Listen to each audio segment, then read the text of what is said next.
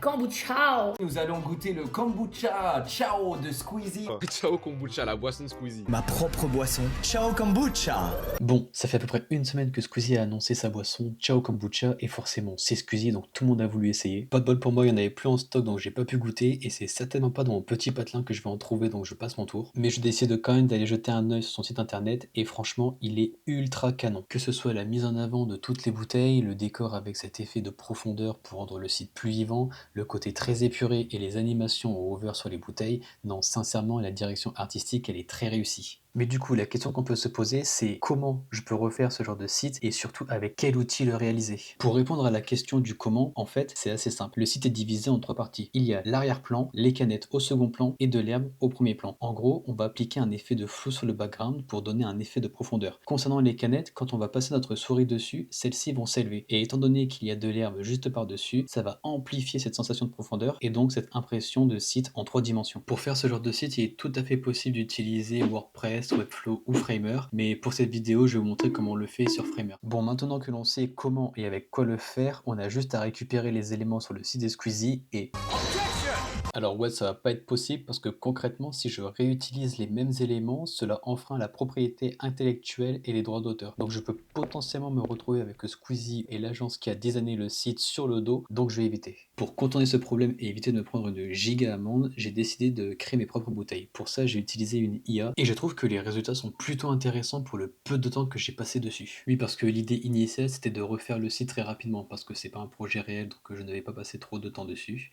Donc bref, passons au tuto. Une fois qu'on a créé toutes nos bouteilles ainsi que notre background et notre premier plan grâce à l'IA, on va pouvoir envoyer tout ça sur Figma. L'idée sur Figma, c'est de ajouter un effet de flou sur notre background. Pour ce faire, on aura juste besoin de sélectionner notre arrière-plan, ajouter un effet, on va sélectionner le Layer Blur et ensuite on va ajuster l'intensité du flou pour avoir un résultat qui nous convienne.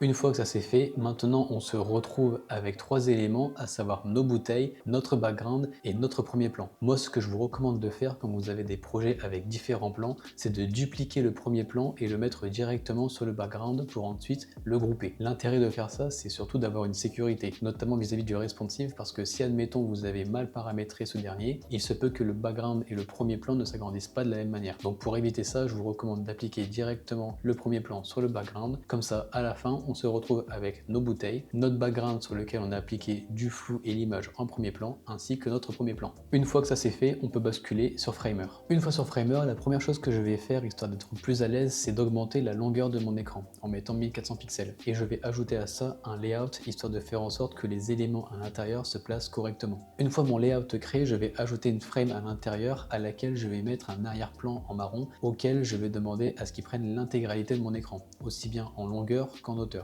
Ensuite, je vais appliquer une hauteur d'écran en Fit Content et je vais renommer ma frame en Background, histoire de me retrouver plus facilement car je vais en faire un composant.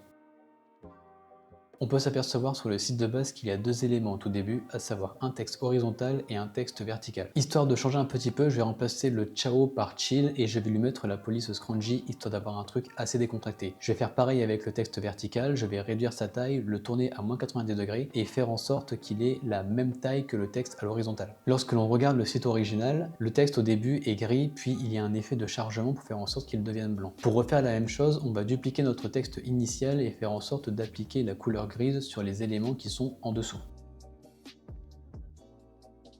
Sur Framer, on peut faire plein d'animations sur notre texte, mais malheureusement, il n'y a pas l'animation qu'on recherche. Donc nous, on va devoir la créer par nous-mêmes en utilisant du code. Pour ajouter du code sur Framer, je vais rentrer dans la partie Asset, puis cliquer sur le petit plus dans la section Code tout en bas. Je vais appeler mon code Text Reveal et sélectionner le New Override. Étant donné que c'est déjà quelque chose que j'ai fait par le passé, je ne vais pas recréer du code, je vais juste me contenter de le copier-coller et le mettre dans ce nouveau projet. Si vous souhaitez recréer ce type d'animation, vous aurez accès directement au code dans la description de la vidéo. A noter qu'ici, on va avoir besoin de 2 codes différents. Un code pour le texte horizontal qui va démarrer du bas et étant donné qu'on a retourné notre texte à -90 degrés, on va avoir besoin d'ajouter un second code qui lui fera l'effet de remplissage en démarrant par la gauche. Alors l'animation est bonne, on a bien cet effet de chargement, mais on remarque qu'il y a un léger décalage entre les 2 remplissages. En fait, ce décalage il s'explique parce que bien que nos 2 textes visuellement font la même taille, en réalité la boîte dans laquelle ils sont n'ont pas les mêmes dimensions, donc il faut ajuster leur longueur. Et si maintenant on refait une preview, on remarque que la vitesse de chargement est et la même pour les deux textes. Une fois que tout cela est fait, je vais faire en sorte de grouper l'intégralité de mes textes dans une seule et même frame et la verrouiller pour ne pas recliquer dessus par la suite. Une fois que cela est fait, on va enfin pouvoir ajouter les différentes photos qu'on a générées tout à l'heure sur Framer. Lorsque l'on regarde le site originel, on voit qu'il y a un effet d'expansion pour afficher le background. On remarque aussi que cette expansion ne démarre pas exactement depuis le centre, qu'on a des coins arrondis au tout début et qu'elle a une certaine dimension. Pour refaire la même chose sur Framer, je vais d'abord créer une frame à laquelle je vais arrondir les coins et ensuite la renommer background et y glisser mon arrière-plan à l'intérieur. Étant donné qu'on va avoir un effet d'expansion, je vais faire en sorte d'agrandir l'arrière-plan maintenant et de décrocher ces trois éléments dans mon panneau à droite pour faire en sorte que la taille reste la même et ne subisse pas d'agrandissement en même temps que l'expansion de la frame initiale. Une fois que tout cela est fait, je vais aller mettre l'opacité à 0 et afin de créer cette animation, je vais avoir besoin de créer ce qu'on appelle un variant. Une fois que mon variant est créé, je vais pouvoir faire l'animation en connectant mon variant 1, donc mon premier, à mon variant 2. Une fois que mon variant est créé, je vais pouvoir faire l'animation en connectant mon variant 1 à mon variant 2 et en mettant un délai de 3 secondes. Ensuite, je peux régler la manière dont la transition aura lieu et je vais augmenter l'opacité de mon background sur mon variant 2. Je vais aussi faire en sorte que ce dernier prenne l'intégralité de mon écran et je vais retirer les coins arrondis et voir ce que cela donne en preview.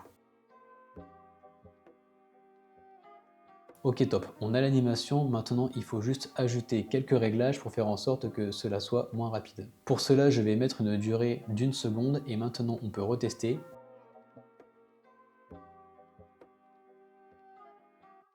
Ok, c'est nickel, on commence à se rapprocher du résultat final. Pour faire apparaître mes bouteilles, je vais devoir recréer un variant, donc celui-ci ça sera mon variant numéro 3, et à l'intérieur je vais pouvoir retirer l'opacité de mon texte. Une fois que cela est fait, je vais pouvoir ajouter de l'herbe qui sera au premier plan, donc il faut bien faire attention et placer cet élément tout en haut de la liste. Une fois que cela est fait, je vais pouvoir ajouter mes bouteilles. Mais avant, je vais faire en sorte de les grouper entre elles et de réduire leur taille pour qu'elles puissent s'adapter à peu près à mon écran. Une fois que c'est réglé, je vais pouvoir les ajouter dans mon variant numéro 3 juste derrière l'herbe et je vais pouvoir ajuster l'espacement entre les bouteilles et agrandir un petit peu. Je vais pouvoir créer l'animation en connectant mon variant numéro 2 à mon variant numéro 3 et je vais donner un délai de 2 secondes. Pour faire en sorte que l'animation se déroule correctement, je vais aller dans mon variant numéro 2 et faire en sorte que ma frame contenant mes bouteilles ne soit pas invisible mais bien visible avec une opacité à 0. Sans ça, on va avoir un problème sur l'animation. Maintenant, je vais faire une preview.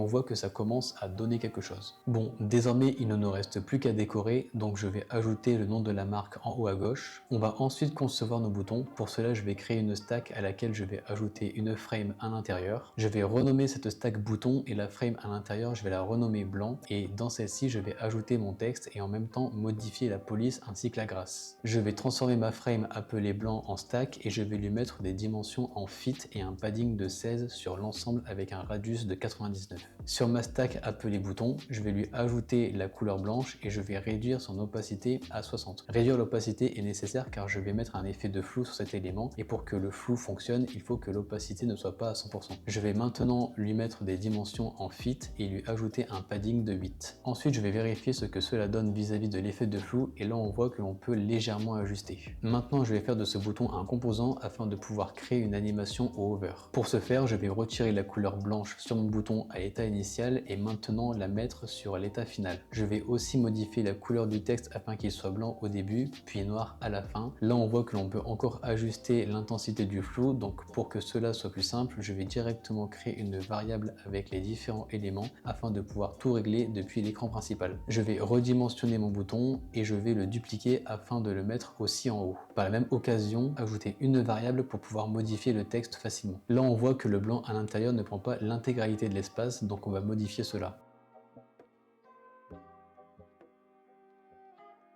Maintenant que mes deux boutons sont placés, je vais créer les boutons pour pouvoir mettre les icônes de menu et les réseaux sociaux à l'intérieur en utilisant un variant.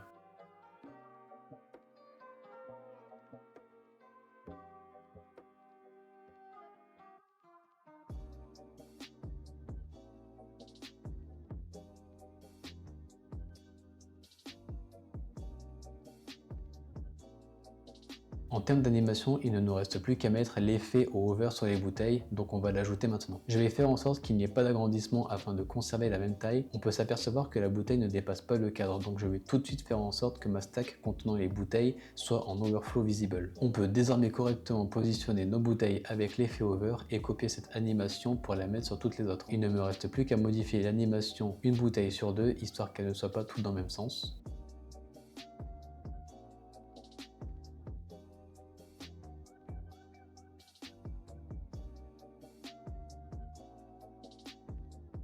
Pour finir, je vais ajouter le texte qui défile en haut de la page et pour cela, je vais utiliser un ticker et je vais connecter tous les textes en faisant en sorte que ceci soit bien à l'intérieur d'une frame. Maintenant, on n'a plus qu'à placer le ticker en haut de la page, apporter quelques corrections sur les animations et voilà le résultat final.